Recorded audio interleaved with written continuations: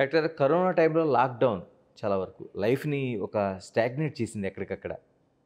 మీరు సర్జరీ చేయాల్సిన టైం అది. కానీ వాళ్ళు బయటికి రాలేరు. ఇలాంటి ఏమైనా కేసెస్ అంటే మీకు ఇచ్చిన టైం ఉంటది. మీరు ఒక 3 మంత్స్‌లోన ఒక 1 మంత్‌లో సర్జరీ చేయాల్సి ఉంటది. కానీ వాళ్ళు బయటికి రాకపోవచ్చు. అలాంటి డెత్స్ జరిగినవి ఉంటాయి. అంటే మీరు నిజంగా సర్జరీ చేసుంటే బ్రతికుండేవాళ్ళు ఆళ్ళు. అలాంటి కేసెస్ ఏమైనా మీకు ఎదురైనాయండి ఈ కరోనా టైంలో?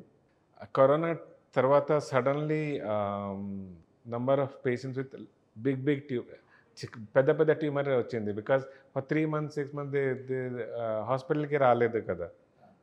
So, patients. సో, ఆ కోసం ఆఫ్టర్ సర్జరీ పెద్ద ట్యూమర్స్ ఇన్సిడెన్స్ కొద్దిగా పెరిగిపోయింది. బట్ ఆ కోసం కరోనా టైంలో మీ సర్జరీ స్టాప్ చేయలేదు. We continued neuro surgery. Surgery continue చేశాను. Whoever came we operated.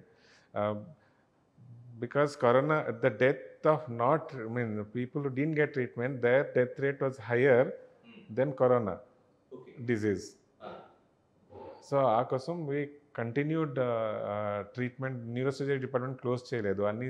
We were running our department like any other time. అవునండి. నిజంగానే మీకు కంగ్రాట్స్ చేయాలి. ఎందుకంటే కరోనా టైంలో మీరు ఎక్కడ ఆపకుండా సర్జరీస్ కావచ్చు, మిగతా ట్రీట్మెంట్ కావచ్చు కొనసాగించారు. కానీ టైమ్ టు టైమ్ చెక్ చేయించుకోవాల్సిన రాలేకపోయారు.